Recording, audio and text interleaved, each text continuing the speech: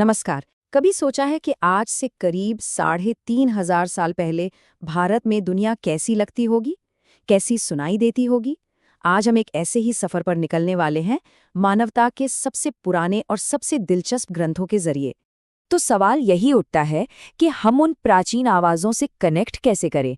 मतलब कोई रिकॉर्डिंग तो है नहीं, कोई वीडियो भी नहीं है, तो फिर हम कैसे जानें कि वो लोग क्या सोचते थे, किस पर विश्वास करते थे, उनकी दुनिया कैसी थी? इसका एक बहुत ही जबरदस्त जवाब उनके साहित्य में छुपा है, जिसे हम वेद के नाम से जानते हैं।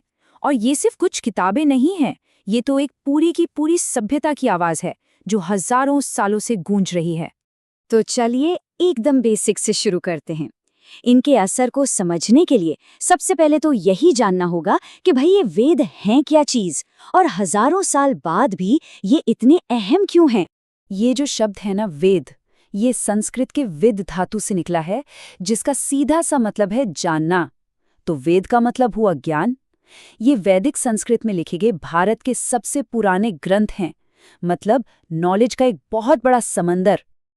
लेकिन शायद वेदों के बारे में सबसे कमाल की बात ये नहीं है कि इनमें लिखा क्या है, बल्कि ये है कि ये हम तक पहुंचे कैसे। सिर्फ याददाश्त के सहारे पीढ़ी दर पीढ़ी, और फिर जाकर कहीं कागज पर। ये कहानी अपने आप में ही लाजवाब है। जरा सोचकर देखिए, सदियों तक ये इतने मुश्किल ग्रंथ लिखे ही नहीं गए, इन्हें बस याद किया जाता था। ब्राह्मणों की पीढ़ियां इन्हें अपने दिमाग में शब्द ब शब्द, अक्षर ब अक्षर कमाल की एक्यूरेसी के साथ संभाल कर रखती थीं। और लिखने की कला आने के भी सदियों बाद, करीब 10वीं-11वीं सदी में जाकर हमें इनकी पहली हाथ से लिखी हुई पांडुलिपियां मिलती हैं। कमाल है ना? अच्छा, अब एक बात समझनी बहुत जरूरी है। वेद का मतलब कोई एक सिंगल किताब नहीं है। नहीं, मामला इससे कई ज्यादा कॉम्प्लेक्स है। ऐसा सोचे कि हर वेद अपने आप में एक पूरी लाइब्रेरी है। जी हाँ, एक लाइब्रेरी, जिसमें ज्ञान की अलग-अलग लेयर्स हैं, अलग-अलग सेक्शंस हैं, और हर सेक्शन का एक खास मकसद है। तो इस लाइब्रेरी का जो कोर है, जो सबसे पहला सेक्शन है, वो है संहिता। इसमें सारे मूल भजन और मंत्र हैं। फिर आती है दूसरी लेयर, ब्राह्मण। ये एक तरह से इन मंत्रों को इस्तेमाल करने की गाइड बुक है। फिर है आरण्यक या जंगल के ग्रंथ, जो इन रिचुअल्स के पीछे के गहरे दार्शनिक मतलब बताते हैं। और सबसे आखिर में आते हैं उपनिषद। ये तो ज्ञान का शिखर है, जहाँ जिंदगी, आत्मा, ब्रह्मांड, इन सब बड़े सवालों पर बात होती है। तो ठीक है, अब हमें ये तो समझ आ गया कि हर वेद का स्ट्रक्चर कैसा है।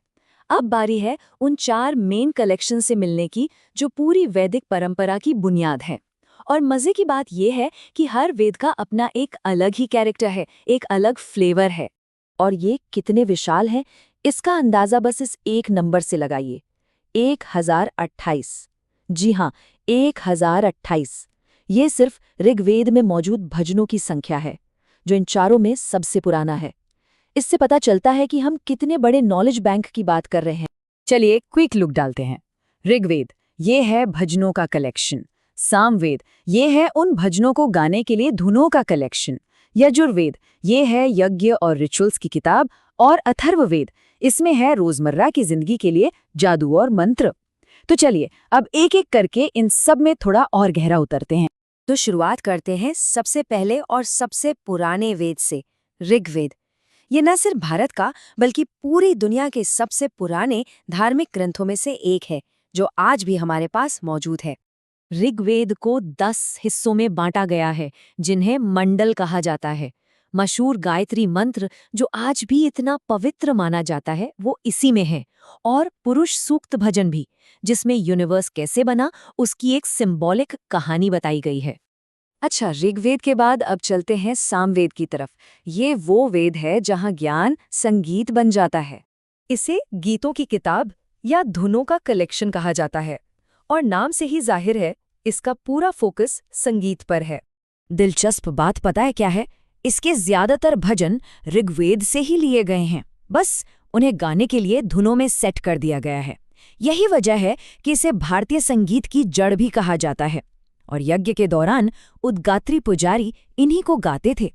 चलिए अब आगे बढ़ते हैं यजुर्वेद की ओर। ये वो वेद है जो पूरी तरह से रिचुअल्स यानी कर्मकांड और अनुष्ठानों पर फोकस करता है।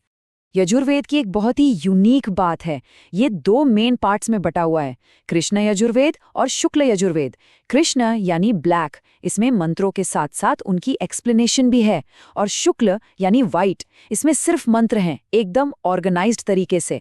मतलब एक ही रिचुअल को करने के 2 अलग-अलग स्कूल ऑफ थॉट। और अब आते हैं आखिरी वेद पर, अथर्ववेद, और ये बाकी तीनों से काफी अलग है। ये बड़े बड़े दार्शनिक विचारों से ज्यादा आम आदमी की डेली लाइफ, उसकी परेशानियों से जुड़ा हुआ है। अथर्ववेद में मिलेंगे तरह तरह के मंत्र और टोटके, बीमारियों से बचने के लिए, बुरी नजरों से बचाने के लिए।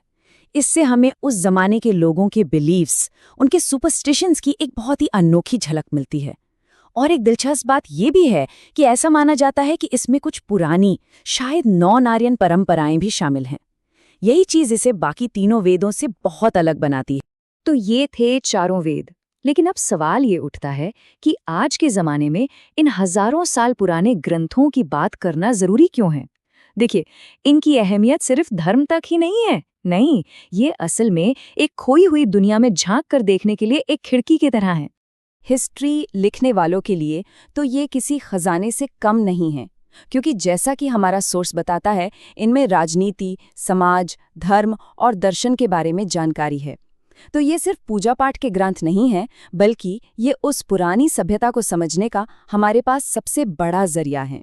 तो आखिर में बस एक सवाल, अगर ये वेद वाकई एक खिड़की है जो हमें हजारों साल पहले की दुनिया दिखाती है, तो जरा सोचिए उस खिड़की से और क्या क्या देखा जा सकता है।